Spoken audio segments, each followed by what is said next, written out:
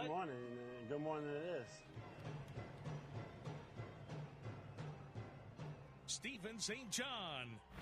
I am the greatest. I'm the best ever. I'm the most brutal and vicious and most ruthless champion there's ever been. There's no one can stop me. There's no one that can match me. My style is impetuous. My defense is impregnable. And I'm just ferocious. I want your heart. I want to eat his children. I'd like to take this chance to apologize to absolutely nobody. The double champ does what the he wants. All around is watching us, the Mexicans. And I feel proud about represent Mexico. ¡Viva México, cabrones! Welcome to New Day with SSJ on Sports Radio 810 WHB.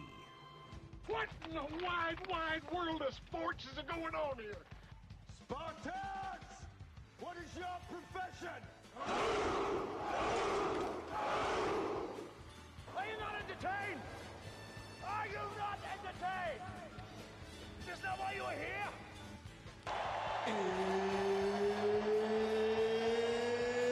It's time!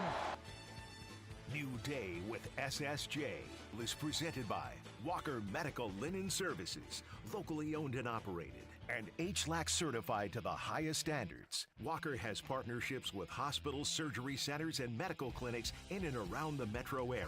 Walker Medical Linen Services in Kansas City and online at walkermls.com.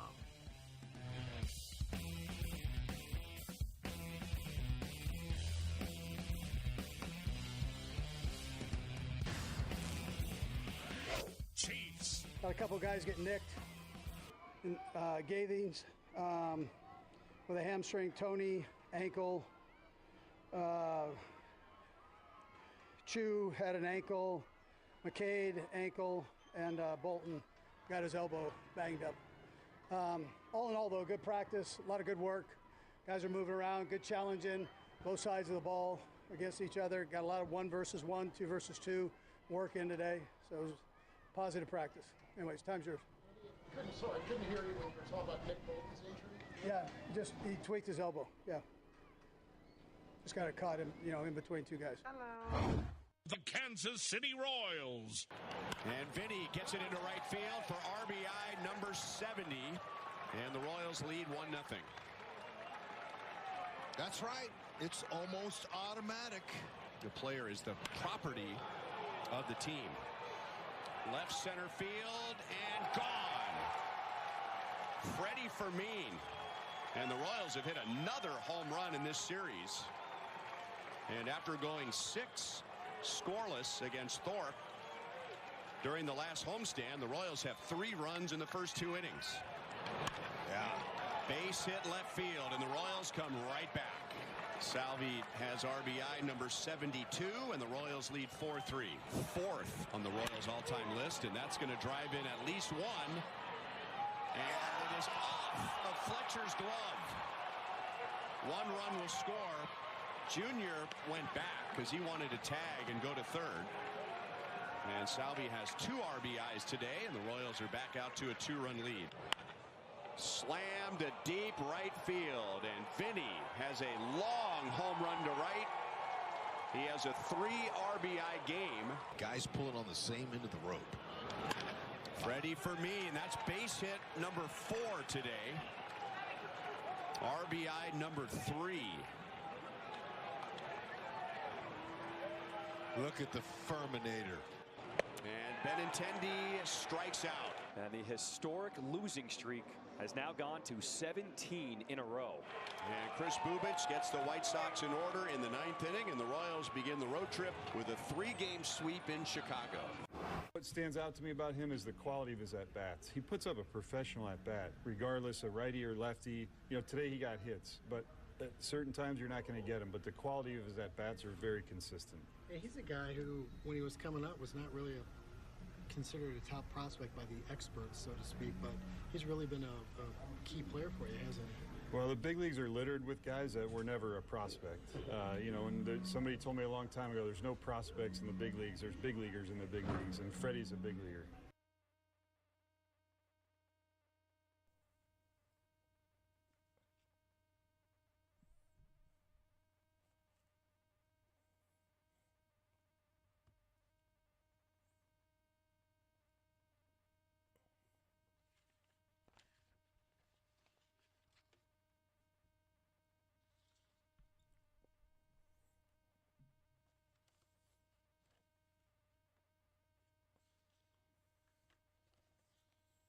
Good morning, Kansas City. This is New Day with SSJ on Sports Radio 810 WHB. It's Thursday, August 1st, 2024. New day, new month, new phone. Who dis? New show. Who dis?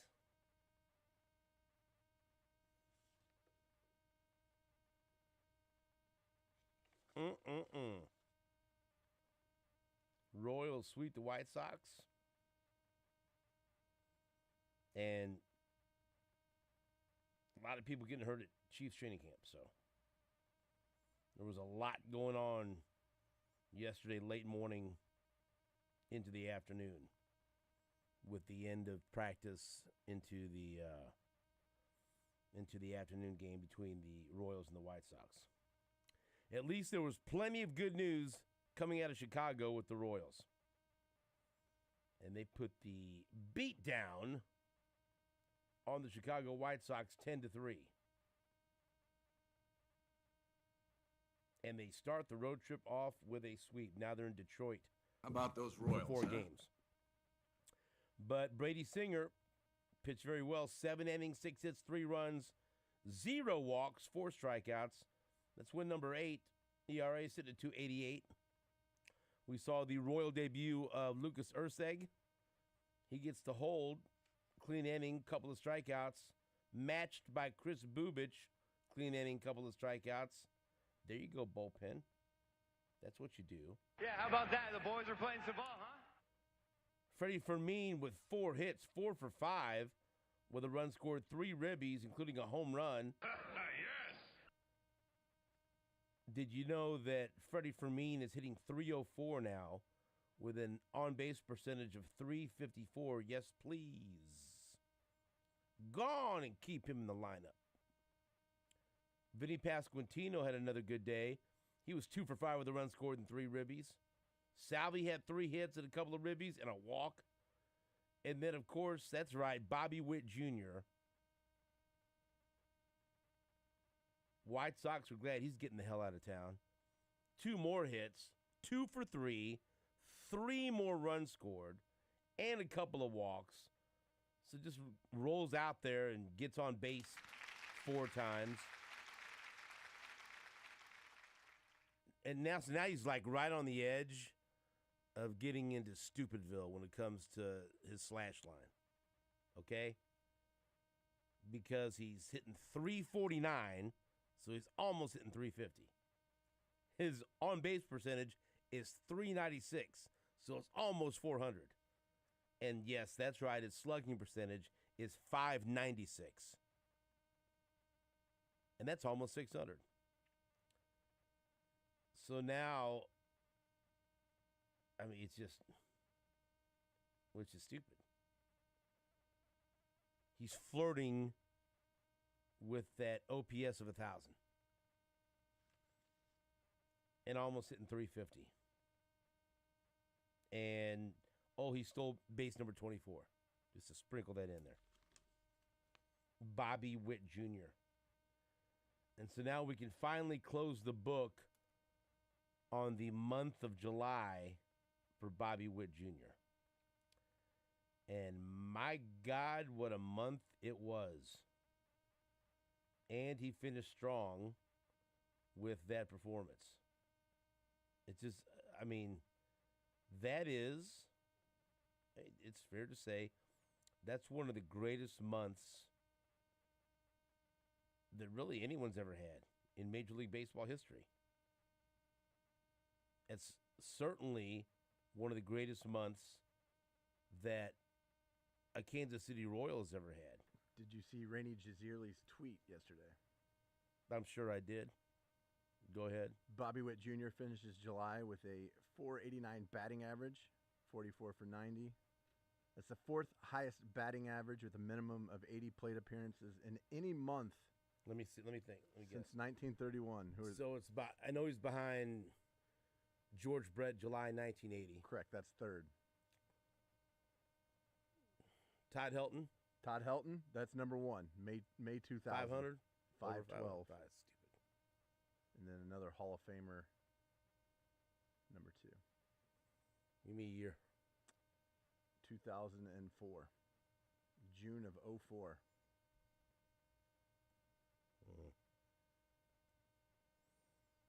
Give me a position. Catcher. Oh, Pudge. Yeah, got it.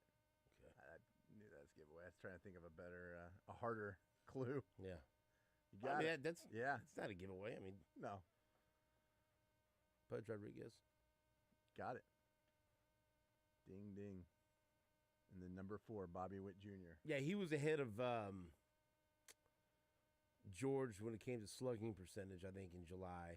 We were reading those stats the other day about the greatest months in the history of Royals players. Yeah. Because we mentioned the John Mayberry in 1972, George Brett's April in 1983. But again, historic. But that just look historic. No, what I said the other day was the only thing that I can compare it to as a Kansas City sports fan was the summer of 1980 when I was okay. You have to understand something. I was different. I was a weird kid. I was different, shockingly. I was getting made fun of at school for it, but it served me well, right, in my life. Who's laughing now? Still, a lot of people are still making fun of me, trust me. I did not get along with very many people in my class at St. Pius, let me tell you, and I still don't. And you know what? And I'm okay with that. Right with I'm that. good. But I'm talking about like when I was in grade school. Sure. I used to take the paper with me to school. Because you would have been, what, 7 or 8? When 1980, yeah, I was in the summer of 1980. I was 7. Yeah. Okay. But you know, my mom had all these weird, you know.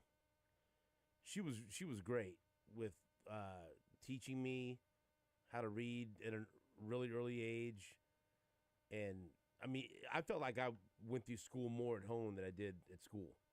Like the first couple of years, I think it's probably a good thing. Yeah, kindergarten, first grade, second grade, I went to Scarrett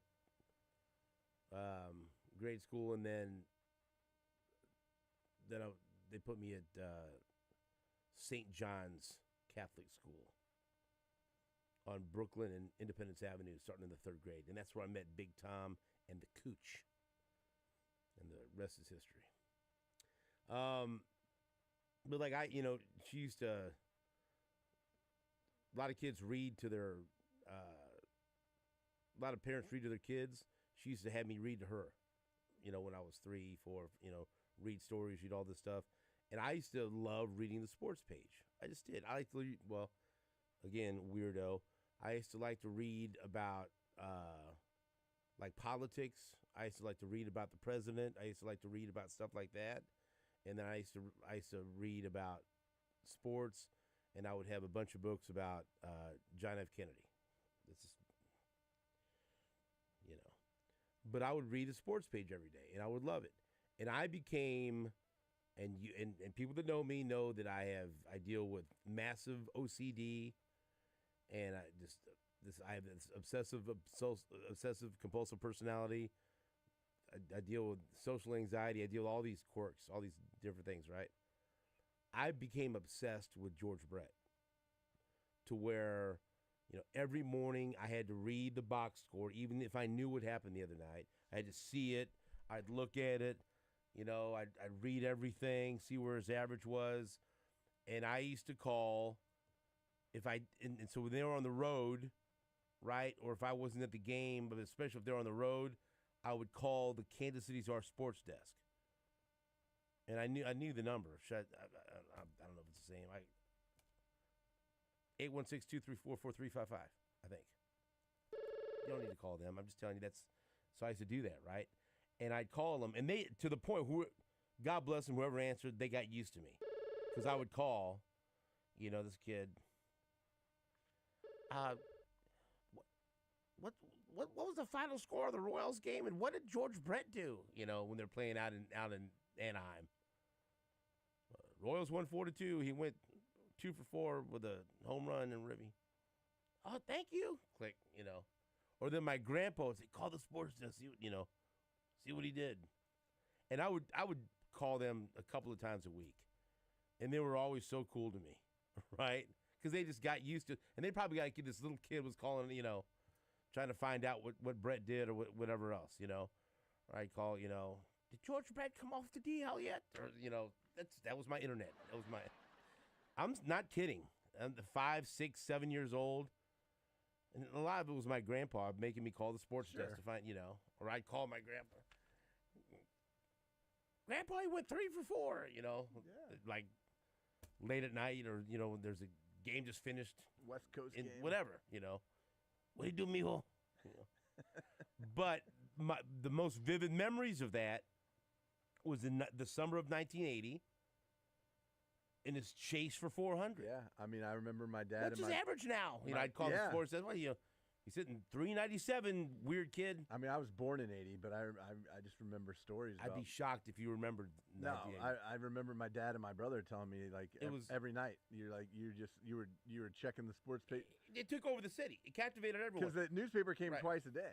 And within, the Star and the Times. Yeah. Within that season, he had the 30-game hitting streak. And so you're checking on that, Did he get a hit? Yes. But I do remember him. I do remember the night his hitting streak ended, my mom cried. And my dad was all pissed off at the opposing pitchers. It was so weird. My dad really never liked sports when he was a kid. I mean, I remember, he was a kid. When I was born, he was 20. Anyway, but he loved George Brett and the Royals. Because my mom loved him, I loved him, whatever. Everyone did. You had to. And so it was like that, right? But I remember like that month of July that we're talking about. What was his average? What was it?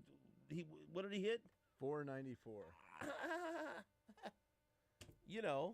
And he had more ribbies in games that year. It was unbelievable.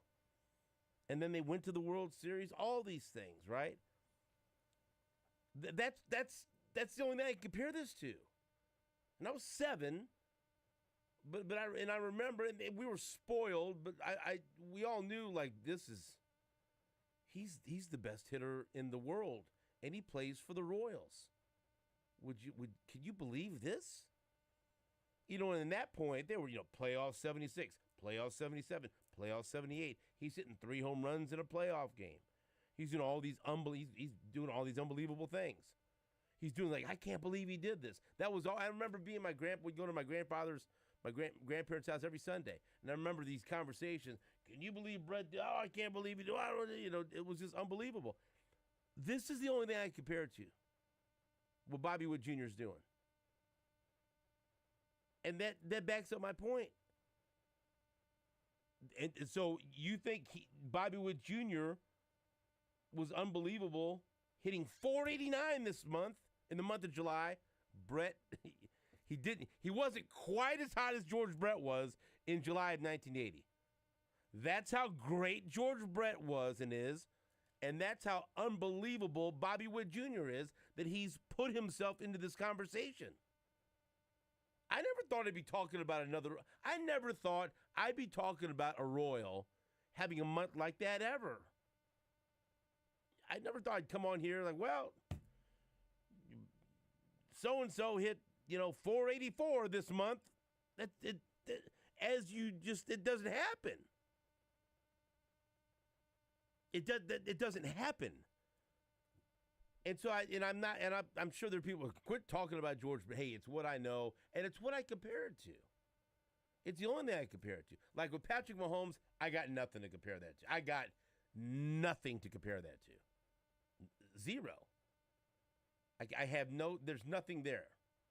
So when I literally have never seen anything in my life when it comes to Patrick Mahomes. But like with Bobby Wood Jr., I can say, well, when I was a kid, it reminds me of George Brett. I have never seen anything in my life. Bobby Wood Jr. in July, 23 games, 100 plate appearances, 90 at-bats. 23 games, he scored 26 runs. Jake is that good.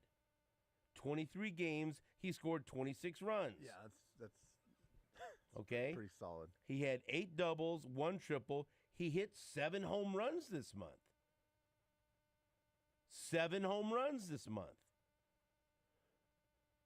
I keep telling you about Brett having more ribbies than games played. Bobby Wood Jr., 23 games, 22 ribbies this month. He stole a couple of bases. He walked 6 times. He only struck out 10 times. So just by comparison, if you look at the previous months, April/March, he struck out 27 times. In May, he struck out 17 times. In June, he struck out 19 times. In July, 10. He hit .489. By comparison, he's been very consistent. If you look up the 3 months previous, .315, .315, .306, .489. .489. You know what his on-base percentage was in July? .520. His on-base percentage was .520. His slug was .833 for the freaking month, for an OPS of 1,353. He did not have an OPS over 923 yet this year in a month. So, I mean, there you go. There it is. Unbelievable. Close the book on Bobby Witt Jr. having one of the greatest months a baseball fan could ever witness. That's not speculation. That's like maybe. It's not woulda, coulda, shoulda. It's none of that. I have never seen anything in my life. You know, a couple of days ago, if he finishes strong these last 2 games, well, he did. He did. So again, woulda, coulda, shoulda, woulda. Who knows? Again, as Rainey tweeted out, that's the 4th highest batting average with a minimum of 80 plate appearances in any month since 1931. Number 1, Todd Helton, May of 2000, 512. Number 2, Ivan Rodriguez, June 2004, 500. Number 3, George Brett, July 1980, 494. Number 4, Bobby Witt Jr., July 2024, 489. Hall of Famer, Hall of Famer, Hall of Famer, Bobby Witt Jr. Yeah, the boys are playing some ball. Oh, my God, is that true? Ooh. I just got some goosebumps. You like it when you get goosebumps? Love it. I love it, too. It just gave me goosebumps. What was Bobby Witt Jr.'s OPS that I just said for the month of July? It's the first time he finished over 900 this year, right? Over over 1,000. He had like over a 930. Okay, gotcha. 1,353 was his OPS. That's ridiculous. Yeah. Yes. 1,353. You're telling me. It's really silly. 1,353. What was George Brett's OPS in July of 1980? 1,353. The exact same. The exact same OPS. Because I told you, George had the higher on base, but Bobby had the higher slug. You know what George? By the way, you know what George Brett's on base percentage was in July 1980? 541. He's getting on base more than half the time. Bobby's was 520, right. But George's 541. Like I don't like. What do you do? What's going on? So there you go. That's just Royals win, Royals sweep. You like that? You like that? And then Bobby Witt Jr. closes the door on one of the greatest baseball month these eyes or your eyes have ever seen. Period. Bobby baseball, baby. And he just best of my lifetime right? ever. And, ever. and the only thing that it's compared, you can compare it to since 1931, Hall of Famer, Hall of Famer, Hall of Famer, Bobby Witt. It's a good trend. Yeah, pretty good. Yeah. Pretty good names he's in there with. All right, that's enough. Jesse Newell says, enough of this Bobby Witt Jr. celebration. Although I'll make Jesse Newell celebrate him too after this on New Day with SSJ on Sports Radio 810 WHB.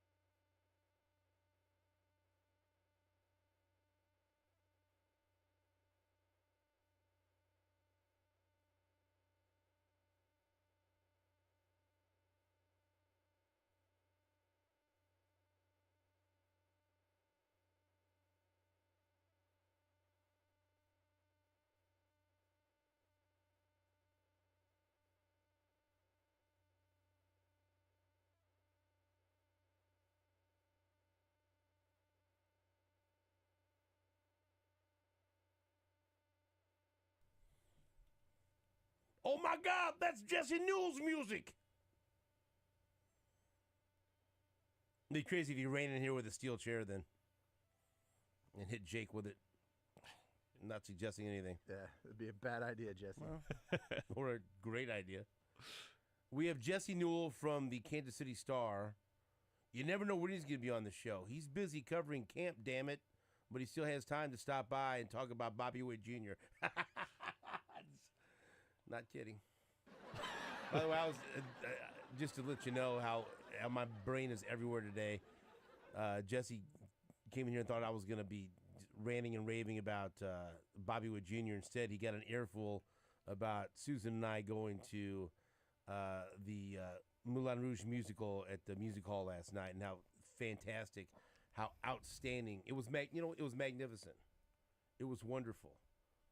And so you were actually interested to hear me talk about that, or you faked it pretty well. So I was a theater type kid growing up. I didn't do theater, but my mom worked at a theater department in college in Emporia State, so went to a bunch of them growing up. So I'm with you. I was just telling you that snuck away before the Jets game last year to go check out Hamilton on Broadway. One of those things. So that's a bucket list for me to yeah. see something on Broadway. But let me tell you, I'm just going to be honest with you. Like that's my wife's favorite movie. If you get a chance, it's only here a couple of more nights. It's been here 2 weeks. Last week, this is week 2. A couple of more shows. If you get a chance, if you like the movie, or if you like, just like visually spectacular shows, that was it was mind blowing. It was that great. It was awesome. It's like I'm in awe of such wildly talented people with voices so powerful and beautiful. It almost puts tears in your eyes because you're like, good God, how are you not a superstar? But here I am watching you at music halls. That's pretty damn good. And so Moulin Rouge, that was fantastic. Also spectacular, Bobby Witt Jr. as Scott Sharp had the line of the week when I was asking him what it's like for him to watch what Bobby Witt Jr. is doing. And he said, "Are you a Seinfeld fan?" I said, "Sure." He goes, "Well, Bobby Witt Jr. is real and he's spectacular." Which was great, right? Yeah. But you appreciate, statistics, especially in historical context. And that's what we just talked about with this month being comparable to July 1980 for George Brett, the year he hit 390. And the only 3 guys that had a higher batting average, what was a minimum of 80 plate appearances? Jake, I didn't. It was minimum 80. Okay, 80. Yeah, Helton, Pudge, and Brett. Hall of Famer.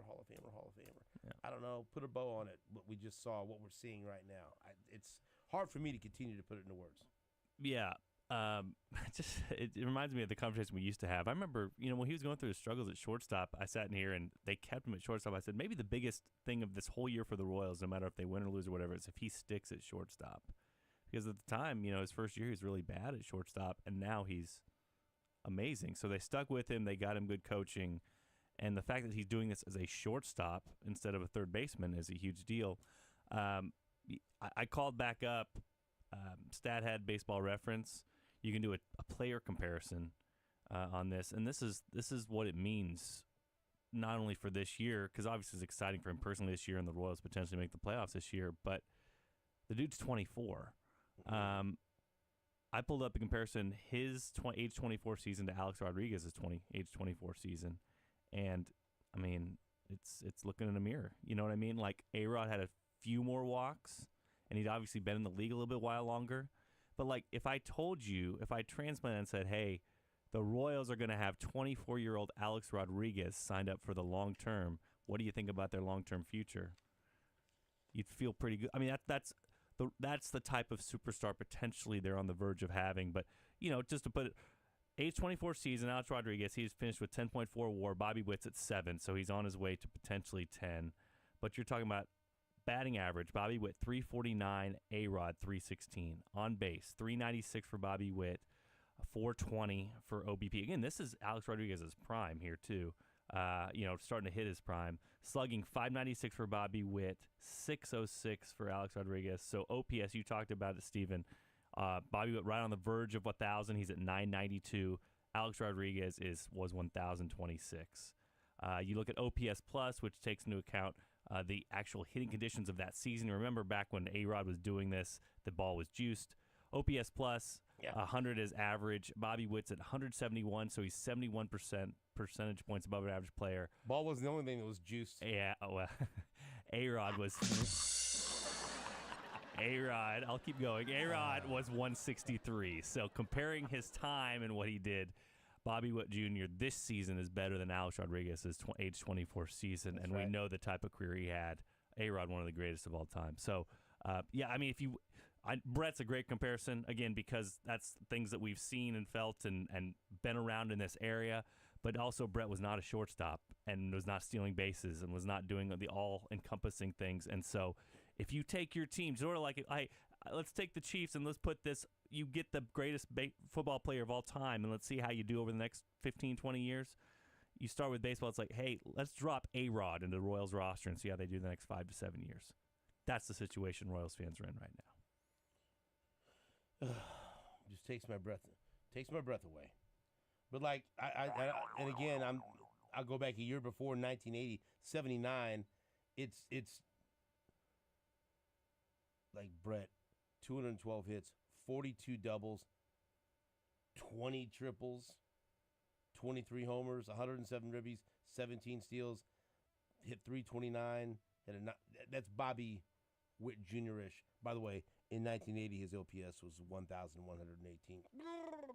All right, now tell me Nick Bolton's okay. It sounds like he's going to be okay. I think yesterday it was sort of, yesterday was hot. It was steamy as out there, and obviously those guys, it's tough to get through those practices, but yesterday more than any other, there were more guys who left. You know what I mean? More guys who went out, and then you start to take a step back and you go, well, that adds to a bunch of guys who already are kind of coming back and forth with injury, whether it's Justin Reed, Justin Watson, Jalen Watson just first came back yesterday. Chris Jones has been out and now back in and now is limited. It just sort of starting to compile on the Chiefs a little bit. But Andy Reid seemed pretty optimistic afterwards when asked about kind of the defensive players, how many of those guys had been out recently. He said, going to get those guys back. Didn't seem too concerned. I think the main concern with Nick Bolton is from what we talked to him a couple weeks ago, or actually it was about 10 days ago, July 22nd up at camp, and he was asked to kind of reflect on last season. He said, I was playing basically without a left side of my body. I couldn't move my left side. Like my wrist I was in a cast, my knee had bursitis, my elbow had bursitis. Like he called himself Humpty Dumpty. You know what I mean? Humpty Dumpty getting his way through the Super Bowl. So I think that's most concerning is just another left side injury or a re-injury for Nick Bolton. If you hear him talk about it, again, I appreciate his honesty about what he played through last year. A lot of times we don't know what these guys are going through, but if you had a preference, even if it was a mild thing, you would hope it wouldn't be on that left side again when he talked very openly about the left side causing him a lot of problems last year. So I would anticipate we see him back quickly. Like I said, Andy Reid did not seem that concerned at practice or after practice yesterday, but it just is another note right now for the Chiefs because basically the best thing you can do with their training camp is just stay healthy and get to the end of it, and the Chiefs are starting to have some of these nicks start to kind of build up. But the most important thing is it doesn't look like anything that's long-term or... I mean, we don't know for now, but I think we've had those injuries that have happened at training camp, and you get to the tent, and the tone is a little bit more serious with it. I did not sense that from Andy Reid yesterday, so I would anticipate he's going to be back. Nick Bolton will be back pretty soon, but like I said, it's more right now kind of a compilation of things for the Chiefs is like, are all these guys going to be ready for the regular season? Can you get them back full strength, and can you get the reps they need before that started? I guess the other, look, like you said, several players left. Kadarius Toney would have been the other biggest name working on his ankle yesterday. Yes, and again, that's you talked about the significance of Bolton because of what he told us about all the injuries he had on the left side of his body last year. Well, Kadarius Toney, that was one of the storylines. Couldn't get on the field in training camp, and so that you do get concerned when you hear that he had any issue with a leg or an ankle. What about Kadarius Toney? Yeah, so he was on the injured list or injured reserve for, or at least like listed with an injury. I think, for most of the weeks last year. You have to go look. He was probably off the injury report for 3 or 4 weeks all year last year, Steve. So this is something that he has faced. I thought the quote from Andy Reid was kind of telling yesterday. You probably got it in front of you, but he was asked specifically like Kadarius and, going through camp and kind of what you miss if you aren't in there. And Andy usually kind of keeps things pretty even keeled, but he did say, he's like, hey, you miss a day of installs, that's a big deal. And, sort of like he's got to get himself back in there. This is a roster battle for Kadarius Toney. I don't think there's any doubt about that. They're moving him some to running back to see if they can get more out of him is part of that.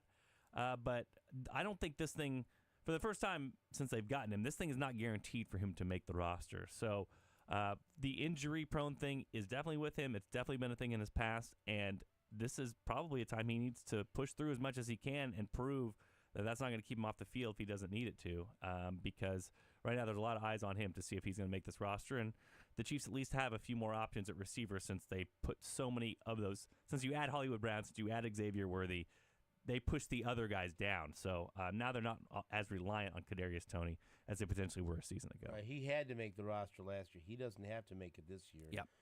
And this is such a fluid situation. We'll keep updating it. Again, we know the front four. We know it's Rashee Rice, and we know it's Hollywood Brown and Xavier Worthy and Justin Watson. But one of the guys that we've talked about making a real push for a roster spot is Nico Remigio. And we say this from time to time, but I mean it, man. Listening to him in the tent yesterday, first of all, you hear him like, well, I'm rooting for that guy. He gets it. What a great attitude. But it's like so impressive to hear him talk just about his situation and making the team and what he needs to do. And then you see, this is why, Nagy or Andy Reid or whoever has talked about and raved about him, of why he's so prepared and why he's so impressive off the field, maybe just in film study or whatever. You saw a glimpse of that. I really like the fact that they put him up at the microphone, which doesn't hurt his chances. I don't feel like they're throwing people out there that aren't going to make the team to talk to us in the tent. But I really was impressed by what he had to say. And I mean, look, I think he's going to make the team. Like right now, I think he's in a good spot when you consider the ability to have an impact on special teams. What did you take away from listening to him speak yesterday at great length, which I know we all appreciate, and where he is right now in the roster battle? Yeah, he was great. He was one of the highlights of camp to talk to. And it wasn't something I expected. We talked to him last year a little bit. I think it was more of a rookie thing. He was different. He was pretty kind of wide-eyed last year, a little bit shorter with answers. So I don't think many of us were expecting much, but very introspective, talked about always being an underdog, kind of doing what he can to make the roster, not worried about the roster cut, just doing the best he can every day. I mean, that's really that's what attitude you want to have, because there's some things he can't control. And one of those things he can't control is, there's certain players on the Chiefs roster that it would be much more difficult to cut because another team would take them immediately. Nico is a guy that obviously, he had the injury last year, but, could you sneak him to the practice squad? There's probably a better chance of him than maybe some other guys out there, which, as we know, that's part of the roster, Matt, that you kind of have to fight through if you're a guy in his particular position. But I can tell you, like you said, Andy Reid has raved about him. Matt Nagy went out of his way to talk about him in OTAs. I remember that because he got asked about him and just sort of went, this guy puts his head down, goes to work every day, has gotten so much better. I asked Nico yesterday about something we need to watch and remember about him is there were so many receivers out this summer that he got almost all the reps with Patrick Mahomes. And so that's what Andy Reid is kind of saying to Kadarius here is like, you want these reps with Mahomes right now. You know what I mean? This is your chance to go out there and get some rapport because Nico took advantage of it in the summer when all these guys were, hurt, injured, out. Rashee Rice and Xavier Worthy, all those guys. When that happened, Nico was stepping in and catching a bunch of passes and impressing Pat Mahomes, and all of a sudden, you've got one guy on your side that you really want on your side. But you mentioned this too, Stephen. I mean, it's a lot like Louis Rees-Zammit, which is the kickoff return, the special teams. That's going to play a big factor into him potentially making the team. But there's been a lot of good things said about him. He has very much impressed with what he's done and his work ethic and how he's come back. And like I said, he seems to have a lot of people on his side based off of when there's only 2 or 3 guys in the receiver line and you just keep running routes with Patrick Mahomes over the summer and he likes what you're doing and you're making plays. That's a good thing for him. It also reminds me of Amir Smith-Marset last year, which is he was kind of in that same roster bubble for the Chiefs. and then he went out and had a huge preseason game. So for Nico, it would really help his case if you go out there and you put it on tape for the whole league to see, because maybe it helps you with the Chiefs, but if it doesn't, it definitely helps you somewhere else. And that's what we saw with Amir Smith-Marset. It's something else we could see with Nico. Now, again, it also depends on Dave Toub and how much he loves him as a kick returner. If that happens, potentially Dave Toub has his say and can get a guy or two potentially on the roster. I mean, it seems like Dave Toub loves him, which is a good thing. It's weird too now because there's two returners on kickoff. So it's like you can't just say, oh, I have to keep him because he's my kick returner. Well, you got a couple spots to fill now. You know what I mean? So I don't know the math going to that. And part of me, Steve, just thinks the NFL didn't go all the way with its kickoff rule, which I mean that to say kickoffs through the end zone are still going to the 30. So, like, let's say there's 2 kickoff returns for a touchdown the first week in the NFL, and teams are watching, we don't know how to defend this, we can't stop it, there's these big returns. Why wouldn't the next week the Chiefs just say, we're kicking this baby through the end zone? We got Harrison Butker. We're not going to risk these coverages. We're not going to risk touchdowns. Why would we do that? Let's just kick it through the end zone, give the other team the ball at the 30. So this could still go direction with kickoff that we don't know about, which is this still could be touchback central for the whole NFL, and then maybe you don't need your kickoff returner as much. I don't know how it's going to go. But like that's still something out there. So still to be determined on this kickoff rule. A lot to be seen here in the preseason. I guess it starts tonight for the refs and the coaches and for the players to see how this plays out. But there at least is a non-zero chance that these coaches just get to the point where they say, why are we risking, why are we trying to stop a team at the 26 or the 27 or the 28, potentially giving up a touchdown instead of just kicking it through the end zone, giving the team on the 30. That might just be the option for the Chiefs at some point this year. I felt so bad for Matt Derrick yesterday. I asked him on the spot, explain all the new kickoff rules to the average NFL fan. Yeah. And we were both like, let's stop this. My head hurts now. But I'm with you. Like, I feel like at some point, NFL coaches will be like, screw this. Just kick it. Well, especially if you got Butker. I mean, Butker's so good at that. And the other thing with Chiefs, I mean, this is sort of a life poker math term, which is variance. A lot of times the Chiefs are the better team, so you don't want variance. You don't want wild swings. So if you're the Chiefs, just kick it through the end zone, baby. Let the other team have it on the 30, and their team has to go the whole length of the field and not do something crazy to get an easy touchdown. And also for Nico Remigio, I don't think it hurts that he has the same agent as Patrick Mahomes. So let's throw it in there. What are you laughing for, Jake? He raves about him, too. Look at Jake laughing. Jake loves it. Jake loves any nugget like that. That's the knowledge I look for. All the tidbit he wants. All the tidbits he wants here. Well, you don't even get to be on the... Why aren't you on the live stream, Jake? What's going on? We'd love to see him. I'm working it. People love it. Okay, you can change the angle. Going. Can you do it? Okay, all right. So, injury situation, no panic from you?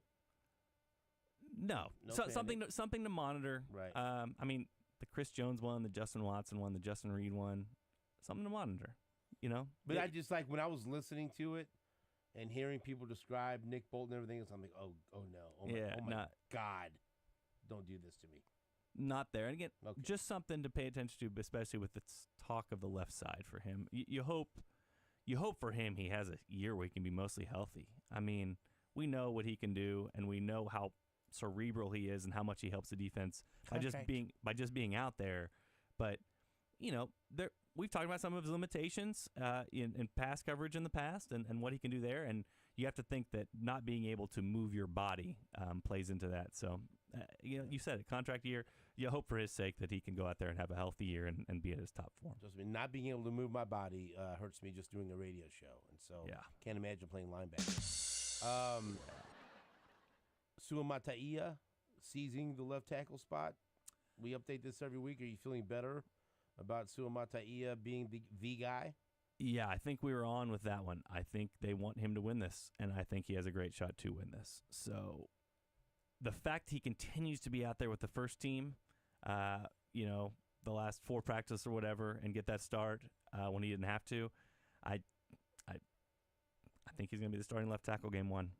I do. So take it for what it's worth. I mean, all indications are that, and kind of all the indications behind the scenes are that they like what they see from him, and they believe that he can take it on early. And we know Patrick Mahomes gives him a higher floor because he's so good at scrambling around and dealing with pressure. He did that in the past, even with Donovan Smith at times last year.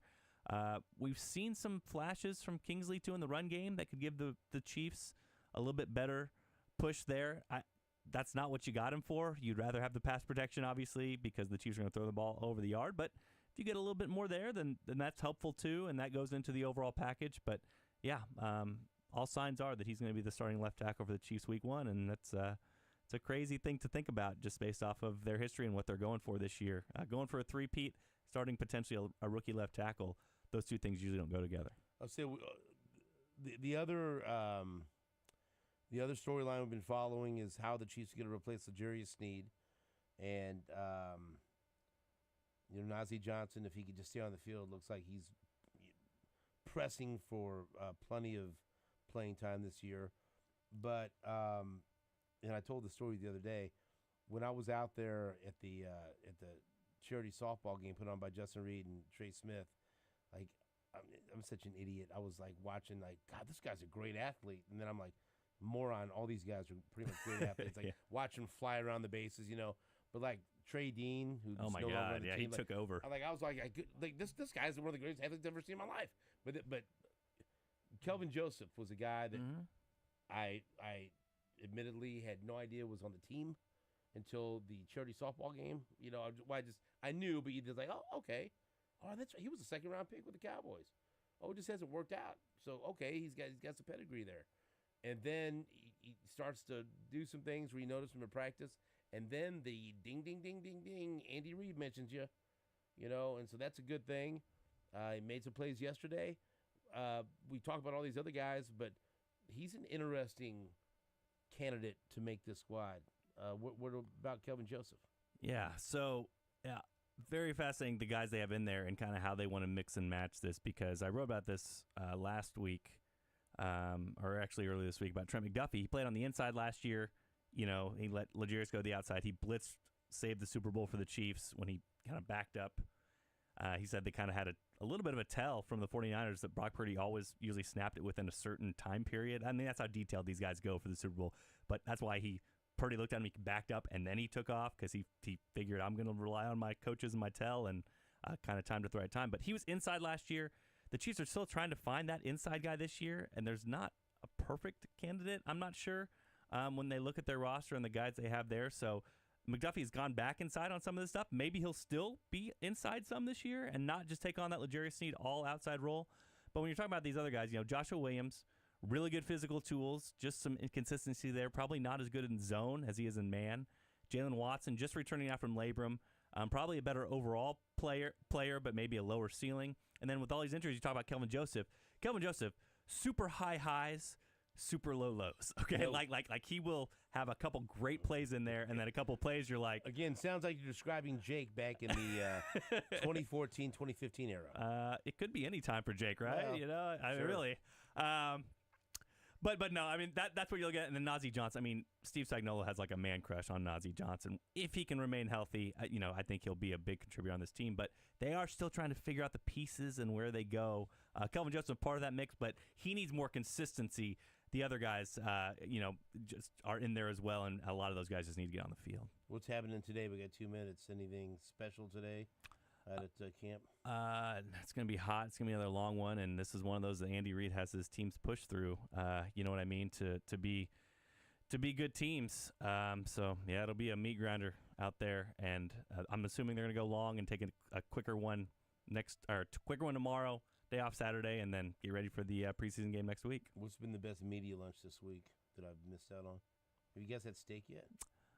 Were you there for Taco Day? No. Hell no. I never am. It's hard to beat. They schedule that around me. They know this. It's hard to beat Taco Day. Serve the tacos when the Mexican's gone. Maybe they know that. They know that you've had some good ones, and they don't want to compare. There are no bad ones. Well, to be honest, I can make all of them good. That's true. So I missed Taco Day. I knew it. I knew that was going to happen. It might have been the day you left, like the day after. I'm sure it was. I think it's been a couple days now. I was there for Lasagna Day though, and that was big. Lasagna was big. It was one of the best ones. Yeah. That was, so I don't. These are the things we look forward to finish our work. I finish my video camp report, and then run to see what's And we all, every day was like, even Paige was like, I hope today's taco bar day. So do I. And then I'm going and it happens. Thanks a lot for that, Jesse. You could have lied to me. That's Jesse Newell from the Kansas City Star. You heading up to St. Joe now? Heading up to St. Joe. All right. Did you see Billy Joel's last concert for his residency at Madison Square Garden? And Axl Rose came on stage and did like 3 songs with him. I'm going to check it out now. And then my head exploded like, Billy Joel, Axl Rose, my worlds collide. It was pretty good. Listen to it. All right, that's Jesse Newell from the Kansas City Star covering the Chiefs and chatting with me on Sports Radio 810 WHB.